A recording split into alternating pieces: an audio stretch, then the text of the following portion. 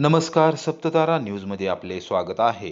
आज रविवार दिनांक 12 नोव्हेंबर 2023 न्यूज बुलेटिनमध्ये जाणून घेऊया आजच्या ठळक घडामोडी। ऊसाला पहिली उचल 3,500 रुपये मिळाल्याशिवाय शेतकऱ्यांनी ऊसाची तोड करू नये, स्वाभिमानी शेतकरी संघटनेचे संस्थापक अध्यक्ष राजू शेट्टी यांचे आवाहन। पश्चिम महाराष्ट्रातील सर्व शेतकऱ्यांनी ऊसाला पहिली उचल 3,500 रुपये मिळाल्याशिवाय आणि मागील वर्षाचे 400 रुपये घेतल्याशिवाय ऊसाच्या तोडी करू नयेत, असे आवाहन स्वाभिमानी शेतकरी संघटनेचे संस्थापक अध्यक्ष माजी खासदार राजू शेट्टी यांनी केले आहे। ऐन दिवाळीत राजू शेट्टी यांनी स्वतःचा व्हिडिओ प्रसारित केला असून त्यामध्ये त्यांनी शेतकऱ्यांना भावनिक आव्हान केले आहे। आता लढाईचा काळ आहे, आता एकजूट दाखवून टिकलो तरच आपण पुढच्या वर्षी देखील चांगला दर मिळवू शकतो, असे त्यांनी स्पष्ट केले। साखर कारखानदारांच्या पायाखालची वाळू सरकलेली आहे, म्हणून ते बिथरलेले आहेत। गावागावामध्ये भांडणं लावून काही लोकांना हाताशी धरून ऊस तोडण्याचा प्रयत्न करतायत, पण हा प्रयत्न हाणून पाडा। एक लक्षात ठेवा, गेल्या वर्षी यांनी अमाप पैसा कमावलेला आहे। उदाहरणच द्यायचं झालं तर उगार शुगर वर्क्सनं केवळ 2800 रुपये शेतकऱ्यांच्या हातात टेकवले आणि या कंपनीला 143 कोटी रुपयाचा फायदा झालेला आहे। त्यांनी आपल्या शेअर होल्डरना, ज्यातले निम्म्यापेक्षा जास्त शेअर्स हे शिरगावकर फॅमिलीचे आहेत, त्यांनी 50% डिव्हिडंड दिलेला आहे।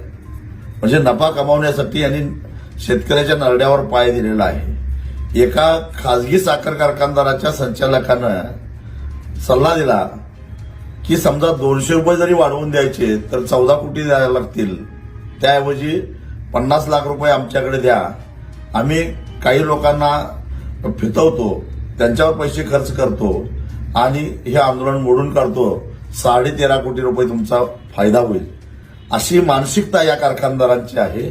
आणि म्हणून काही बगलबच्च्यांना हाताशी धरून, पैशाच्या आमिषाला बळी पडणाऱ्यांना हाताशी धरून हे गावागावातली एकजूट मोडण्याचा प्रयत्न करतायत। शेतकऱ्यांनो, ही अटीतटीची वेळ आहे।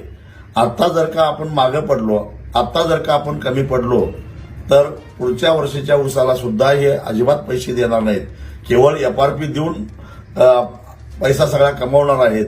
तेव्हा आधी त्यांच्या नरड्यावर पाय देऊन मागचं पैसे वसूल करूया आणि मग पुढच्याचा विचार करूया। घोडा मैदान जवळच आहे, हे कुठं जात नाहीत। परंतु जर का आपली एकजूट तुटली तर मग मात्र आपण कर्नाटकातल्या शेतकऱ्यांच्यासाठी सारखी किंवा महाराष्ट्रातल्या इतर भागातले शेतकरी जे आपल्यापेक्षा 800-900 रुपये कमी घेतात, त्यांच्यासारखी अवस्था झाल्याशिवाय राहणार नाही।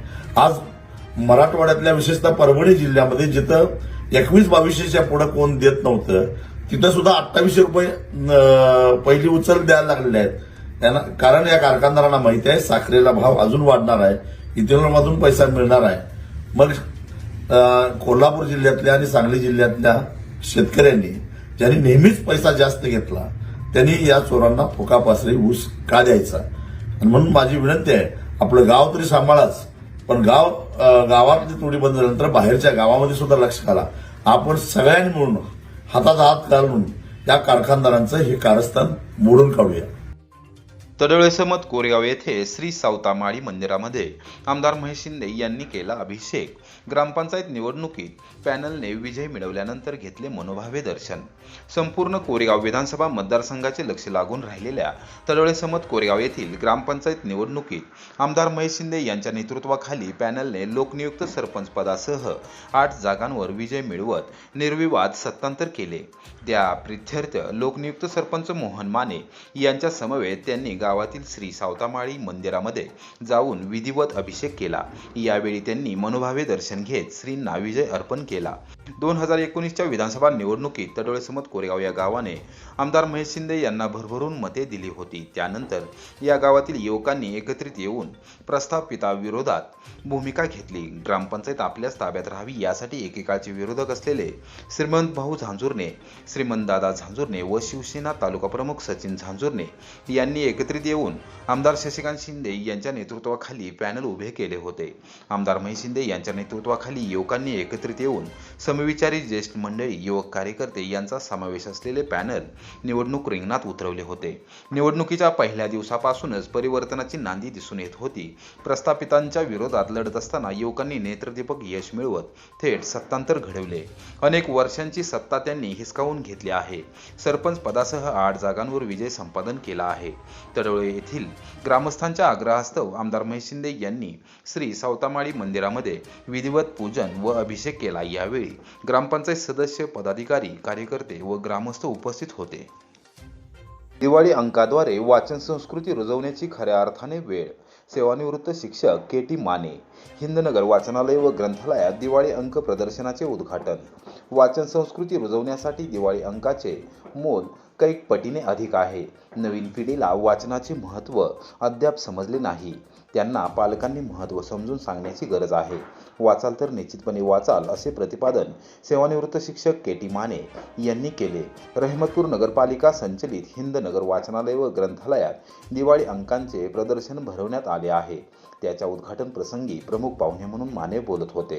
अध्यक्षस्थानी व्ही.एच. नाईक होते। माजी नगराध्यक्ष आनंदा कोरे, तानाजी माने, लक्ष्मण माने, माजी उपनगराध्यक्ष बेदिल माने, प्राध्यापक भानुदास भोसले, माजी प्राचार्य Arun Mane, Shivajirao Mane, L T. Kadam, T R. Mane, K B. Mane, Mahipati Mane, Vikas Pawar, Nanasaheb Raut, Shantaram Alekari, Shivaji Kore, Ramchandra Chavan, Mahendra Shah आदी मान्यवर यावेळी उपस्थित होते। आजच्या स्पर्धेच्या युगातही दिवाळी अंकाचे महत्त्व अनन्यसाधारण आहे।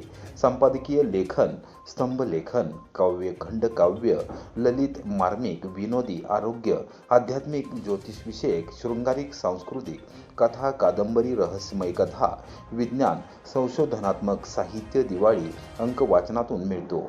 हे ग्रंथालय दरवर्षी दिवाळी अंक योजना राबवत असते। याचा लाभ चोखंदळ वाचक घेतात। हा स्तुत्य व कौतुकास्पद उपक्रम आहे।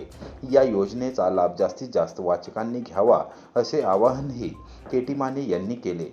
आनंदा कोरे यांनी मनोगत व्यक्त केले। विद्याधर बाजारे यांनी सूत्रसंचालन केले। धैर्यशील सुपले यांनी आभार मानले। प्रारंभी ज्येष्ठ पत्रकार व रहमतपूर विभाग पत्रकार संघाचे संस्थापक अध्यक्ष अविनाश कदम यांच्या रोल मॉडेल या दिवाळी अंकाचे प्रकाशन मान्यवरांच्या हस्ते करण्यात आले। यावेळी दिवाळी अंक वर्गणीदार सभासद, ज्येष्ठ नागरिक, सेवानिवृत्त शिक्षक, वाचक सभासद यावेळी उपस्थित होते। ज्या शासनाच्या भरती झाल्या त्यामध्ये भरतीमध्ये 2-3 विद्यार्थी आपल्या वाचनालयाचे वाचक असतील, ते देखील यशस्वी झालेले आहेत। खरं तर या वाचनालयाचा एकच हेतू आहे की या इथली रहमतपूरमधली किंवा रहमतपूर पंचक्रोशीतली वाचन संस्कृती वाढली पाहिजे। एका छताखाली आपल्याला सर्व, मगाशी के.टी. माने सरांनी सांगितलं, वर्षातून दिवाळी अंक हा या ठिकाणी उपलब्ध होत असतो। त्यामध्ये विविध माहिती दिलेली असते, जेणेकरून की वर्षाचे, मगाशी आलेलं गुरुजींनी सांगितलं, भविष्यापासून ती रेसिपीपर्यंत किंवा इतरही गोष्टींची जी वर्षभर आपल्याला पुरत अशा विविध रूपाने त्यामध्ये माहिती दिलेली असते। आणि जे नवीन तरुण मुलं आहेत, जे लेखक बनण्याचं स्वप्न पाहत असतात, त्यांचे देखील यामध्ये लेख येत असतात। आणि खरं तर आपण या सर्वांनी दिवाळी अंकाचं वाचन केलं पाहिजे। दंडेश्वर शुगर मिल्सकडे ऊस वाहतूक करणाऱ्या ट्रॅक्टरची पळशी, रेल्वे फाटकास धडक, 20,000 रुपयांचे नुकसान, ट्रॅक्टर चालकाविरोधात गुन्हा दाखल। चिमणगाव तालुका कोरेगाव येथील Dandeshwar sugar mills private limited या साखर कारखान्याकडे ऊस वाहतूक करणाऱ्या जॉन डियर ट्रॅक्टरने शनिवारी सायंकाळी 7:15 वाजण्याच्या सुमारास पळशी रेल्वे फाटकात जोरदार धडक दिली। यामध्ये सुमारे 20,000 रुपयांचे नुकसान झाले असून रेल्वे पोलिसांनी ट्रॅक्टर चालकाच्या विरोधात रीतसर गुन्हा दाखल केला आहे। याबाबत अधिक माहिती अशी की सातारोड वॉटर स्टेशन रस्त्यावर पळशी गावानजीक रेल्वे फाटक असून त्याचा क्रमांक 52 असा आहे। शनिवारी सायंकाळी दंडेश्वर शुगर मिल्सकडे ऊस घेऊन जात असताना ट्रॅक्टर चालक विजय परमेश्वर माळी राहणार बीड याचा स्टेअरिंगवरील ताबा सुटला आणि थेट ट्रॅक्टर रेल्वे फाटकाला जाऊन धडकला। यामध्ये रेल्वेचे सुमारे 20,000 रुपयांचे नुकसान झाले। सुदैवाने या काळात कोणतीही रेल्वे ही मार्गावर नव्हती। रेल्वे फाटकावरील गेटमन कर्मचारी संजय कदम यांनी तात्काळ रेल्वे पोलिसांना अपघाताची माहिती दिली. पोलिसांनी घटनास्थळाचा पंचनामा करून रीतसर गुन्हा ट्रॅक्टर चालकाच्या विरोधात दाखल केला आहे. अधिक तपास सहाय्यक फौजदार विनोद यादव करत आहेत. सध्या साखर कारखान्याचा गळीत हंगाम सुरू झाला असून ऊस वाहतूक मोठ्या प्रमाणावर सुरू झाली आहे. पुणे मिरज रेल्वे मार्गावर अनेक ठिकाणी रेल्वे फाटके असून तेथे अपघात होण्याची शक्यता नाकारता येत नाही. त्यामुळे साखर कारखान्यांनी ट्रॅक्टर चालकांना सूचना देण्याची गरज असल्याची मागणी सर्वसामान्य नागरिकांमधून होत आहे.